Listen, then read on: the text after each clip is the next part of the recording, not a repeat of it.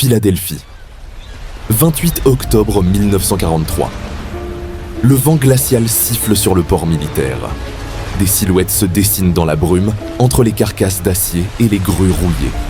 Les chaînes tintent, les sirènes gémissent, et l'air sent la pluie, l'huile et la peur. Sur le quai numéro 8, un navire attire tous les regards. Le USS Eldridge, un destroyer d'escorte flambant neuf de la marine américaine. Ce matin-là, il ne part pas en mission. Non. Aujourd'hui, il participe à une expérience. Une expérience que personne n'a le droit de nommer. Des ingénieurs en blouse blanche inspectent des câbles, des bobines d'énergie, des générateurs encore tièdes. Les marins, eux, chuchotent entre eux. Personne ne sait vraiment ce qui se prépare, mais une rumeur incroyable circule. Le navire pourrait devenir invisible. 11 heures. Un ordre claque, sec, dans l'air saturé d'électricité. Les moteurs s'allument. Un bourdonnement sourd envahit le port. Des arcs lumineux se forment autour de la coque. Lentement, un halo verdâtre enveloppe le navire. Le grondement devient insupportable. Et soudain, le USS Eldridge disparaît. Plus de navires, plus de marins. Seulement un vide, un sifflement strident et l'écho du tonnerre. Quelques minutes plus tard, une lumière blanche explose à la surface de l'eau. Le navire réapparaît. Mais quelque chose ne va pas. Des hommes hurlent. Certains sont à genoux, d'autres ne bougent plus. Et puis il y a ceux qu'on ne peut plus détacher de la coque. Leurs corps ont littéralement fusionné avec le métal. Ce jour-là, dans le port de Philadelphie, une légende venait de naître. Pour comprendre cette histoire folle, il faut revenir en 1943. Les États-Unis sont en pleine guerre. Dans l'Atlantique, les sous-marins allemands, les fameux U-boats, coulent des centaines de navires alliés. Le gouvernement américain cherche désespérément une solution pour protéger ses convois. C'est dans les laboratoires secrets que l'idée d'un camouflage électromagnétique commence à germer. On parle de manipuler les champs électriques, de détourner les ondes radar pour rendre les navires indétectables. Certains évoquent même les travaux visionnaires de Nikola Tesla et les recherches d'Albert Einstein sur l'unification des champs. Rendre un navire invisible, ce n'est pas de la magie, c'est une arme potentielle. Et c'est dans ce contexte de secret absolu et de peur que naît ce qu'on appellera plus tard l'expérience de Philadelphie. Officiellement, bien sûr, rien de tout cela n'a eu lieu.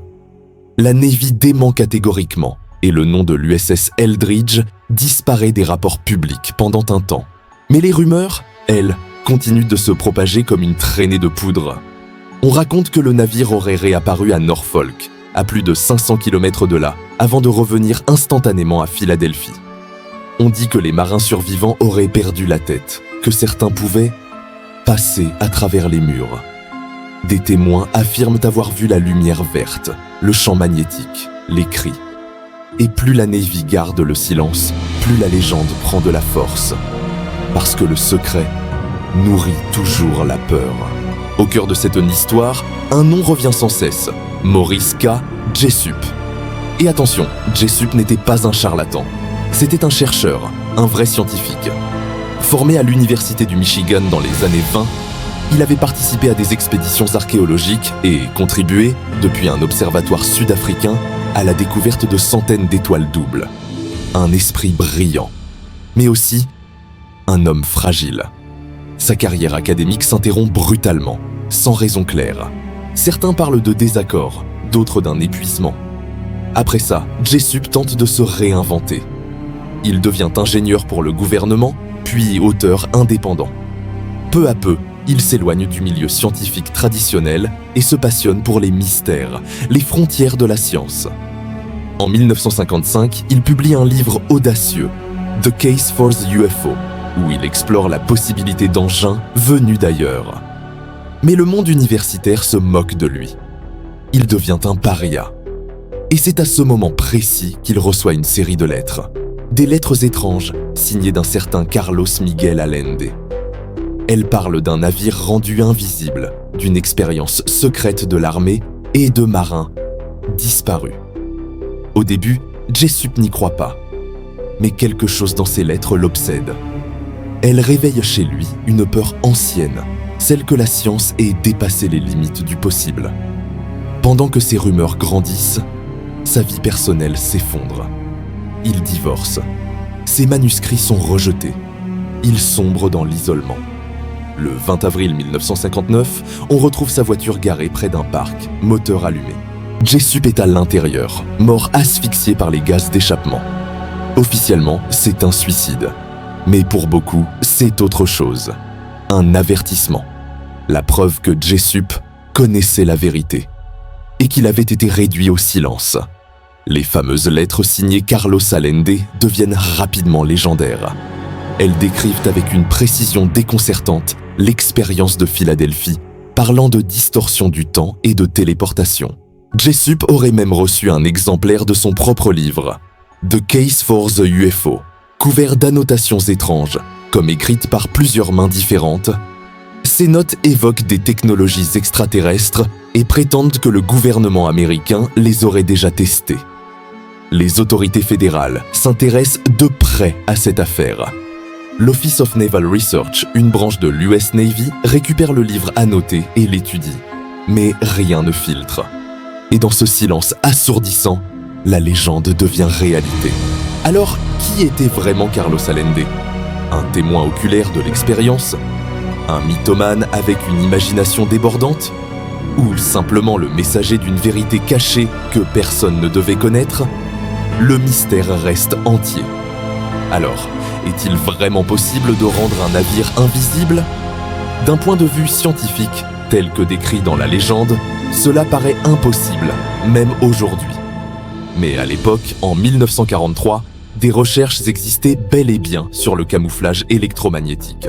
L'idée était de générer des champs magnétiques très puissants autour d'un navire pour le rendre indétectable aux torpilles magnétiques allemandes, pas pour le rendre invisible à l'œil nu. L'invisibilité du USS Eldridge pourrait donc avoir été qu'un effet secondaire d'un test de camouflage radar. Des champs magnétiques intenses capables de brouiller les signaux et de désorienter complètement l'équipage, provoquant hallucinations et troubles neurologiques. Les témoins auraient pu confondre les lumières électriques des générateurs, les arcs d'énergie et les effets visuels du champ. Une illusion d'optique qui aurait nourri un mythe extraordinaire. Mais alors, pourquoi la Navy est-elle restée si silencieuse? Par honte d'une expérience ratée? Ou parce que l'expérience a réellement échappé à tout contrôle? Aujourd'hui, des dizaines de chercheurs ont tenté de percer le mystère de l'expérience de Philadelphie. Les archives officielles de la Navy ne montrent rien d'anormal. Le journal de bord du USS Eldridge indique qu'il a suivi sa mission sans interruption et qu'il n'était même pas à Philadelphie à la date supposée de l'expérience.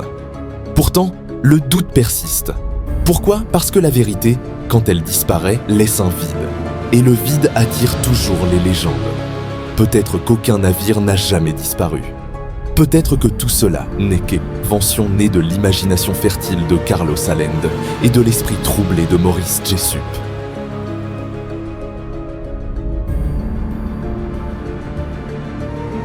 Mais si c'était vrai, si un jour d'octobre 1943, l'humanité avait vraiment touché à quelque chose qu'elle ne comprenait pas, une porte qu'il n'aurait jamais fallu ouvrir, Maurice Jessup, Carlos Allende, le USS Eldridge.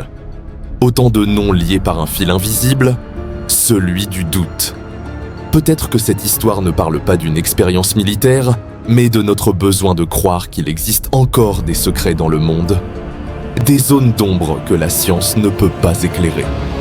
Parce que quelque part, au fond de nous, nous avons besoin de mystère.